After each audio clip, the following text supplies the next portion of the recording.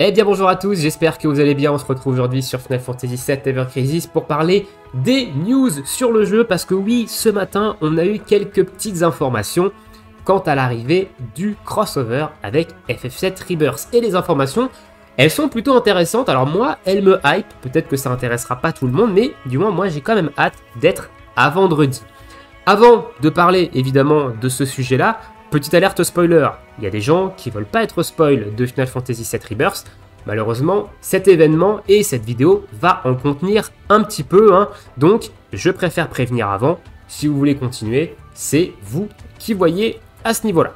On est parti au niveau des notices, on a eu deux notices aujourd'hui. Une première qui a annoncé une maintenance pour la nuit de jeudi à vendredi. Alors chez nous, la maintenance, elle va durer de jeudi 21h jusqu'à vendredi 2h59 du matin, si je ne me suis pas trompé dans les heures. Donc on a quand même une maintenance qui va durer environ 6 heures, c'est pas rien. Le détail, c'est marqué que c'est pour préparer l'arrivée de l'event crossover, mais on n'est pas à l'abri d'avoir peut-être autre chose, d'avoir des petites surprises avec cette maintenance, donc on verra bien, évidemment, vendredi. Je vous conseille quand même de pas trop en attendre, ça évite également la déception, mais écoutez, on verra, on en reparlera bien évidemment vendredi matin dans le Friday News. Et la deuxième notice, c'est pour annoncer l'événement de crossover avec Final Fantasy VII Rebirth, qui se nomme Fall of a Hero, donc on voit que c'est un prologue également, donc on aura peut-être, il y aura peut-être la suite dans un futur crossover. Dans cette notice, on nous rappelle que le jeu Final Fantasy VII Rebirth sur PS5 sort dans le monde entier le 29 février 2024. Alors moi, j'ai pas de PS5, donc je vais attendre gentiment sa sortie PC. Personnellement, je m'en fiche un peu d'être spoil. Je vais très certainement regarder d'ailleurs des streams qui jouent au jeu pour voir un petit peu à quoi m'attendre, mais je sais que je le ferai quand il sortira sur PC. L'événement crossover, quant à lui, il va traiter de l'histoire entre Sephiroth et Cloud quand ils vont investiguer le réacteur du Mont Nibel. Donc ça, on le savait déjà avec la précédente notice. L'événement, il va durer du 16 février jusqu'au 4 mars. On nous dit qu'on pourra récupérer des Planet Blessing et des Moogle médailles dans cet événement. Et on pourra échanger ces items contre une arme free-to-play de Sephiroth, Sephiroth Exclusive Waypoint Ashura, des tickets d'invocation 4 étoiles et plus, des Waypoint Parts spécifiques de personnages, ainsi que des memories. Et il y aura très certainement les items classiques qu'on retrouve dans les différents shops des événements, à savoir les items pour améliorer les armes, peut-être des petites pièces pour les sphériés des différents persos, etc.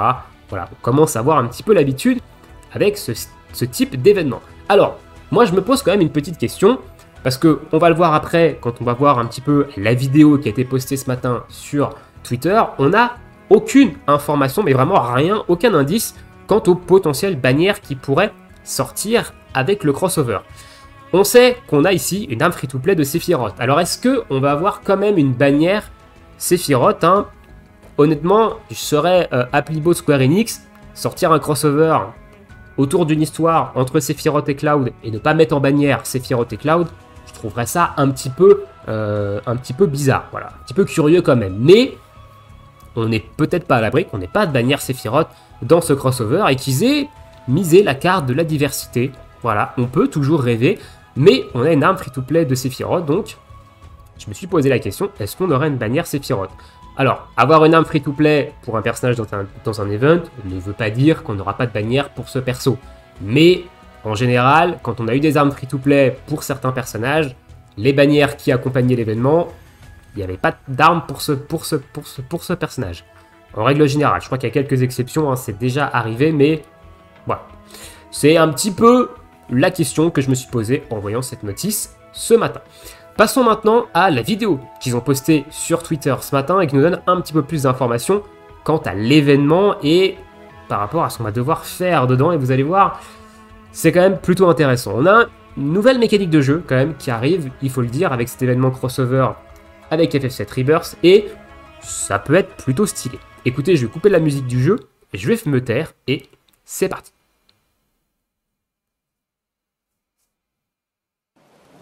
さて聞かせてもらおうか。お前さんとセフィロスの因縁をよ。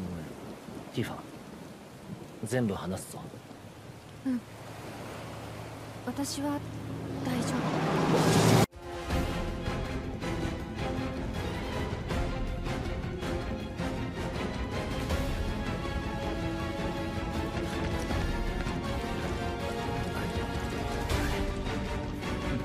ガイドが来たら出発だ。了解。マテリアがあるとどうして魔法を使えるお前は本当にソルジャーなのか。合わせろ。いや。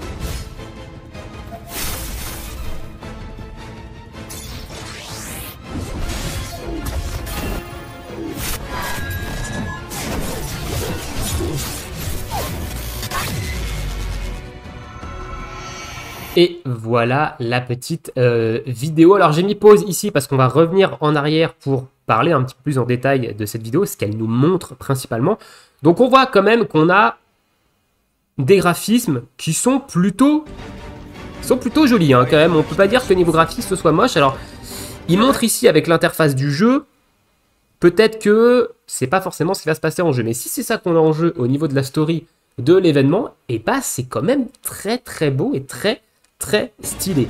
Mais moi, ce qui m'intéresse le plus, c'est la suite de la vidéo où on voit Cloud et Sephiroth qui se battent contre ce qui va être très certainement le boss de cet événement, donc à savoir ce boss-là, le Materia Guardian, donc le gardien des Materia. Et ici, on voit quelque chose de tout nouveau dans le jeu. Ça s'appelle les personnages invités. Donc ce sont des personnages qu'on va pouvoir jouer dans certains événements, dans certaines conditions seulement, donc des personnages qui nous seront donnés par le jeu. Et ici, on voit que dans cet événement, on pourra jouer Sephiroth adulte. Voilà, donc on le voit hein, à l'écran, c'est l'un des personnages invités de l'événement. Et on pourra également jouer un Cloud invité. Hein, ici, on le voit avec leur petit encadré gris et leur petite icône également qu'il y a à gauche de leur nom. Et on nous dit hein, ici que Sephiroth apparaît dans le combat et qu'il faut se battre avec Cloud dans un combat excitant. Voilà, donc combattez ensemble avec Cloud dans un combat excitant. Donc, je pense que les fans de Sephiroth vont être quand même plutôt contents parce qu'on se posait la question, est-ce que Sephiroth adulte sera jouable un jour?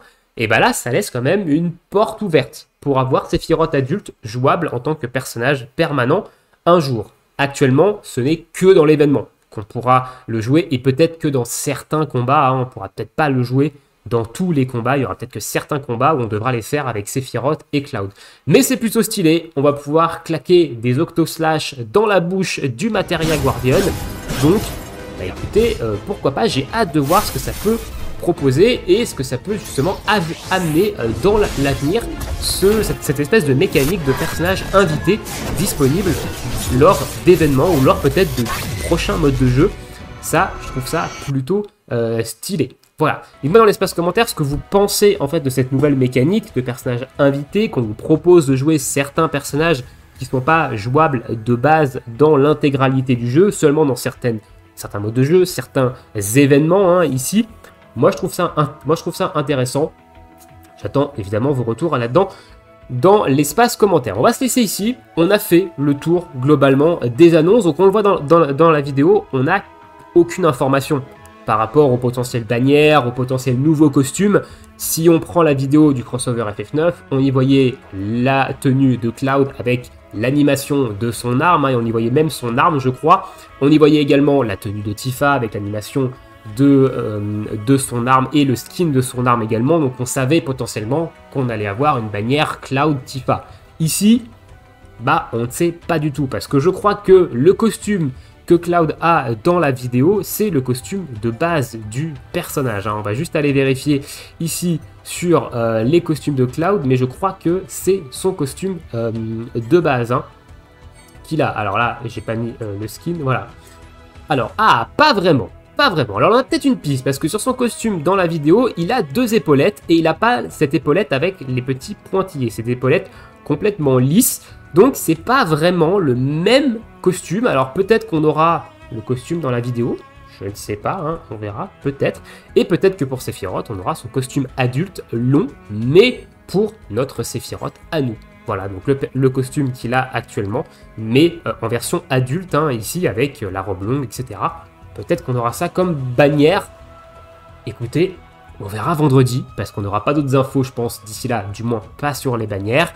Donc rendez-vous vendredi. Dites-moi dans l'espace commentaire ce que vous pensez de tout ça. Et moi, je vous laisse ici. Je vous souhaite à tous une très bonne journée, une très bonne soirée, bon jeu, et à bientôt. Ciao, ciao.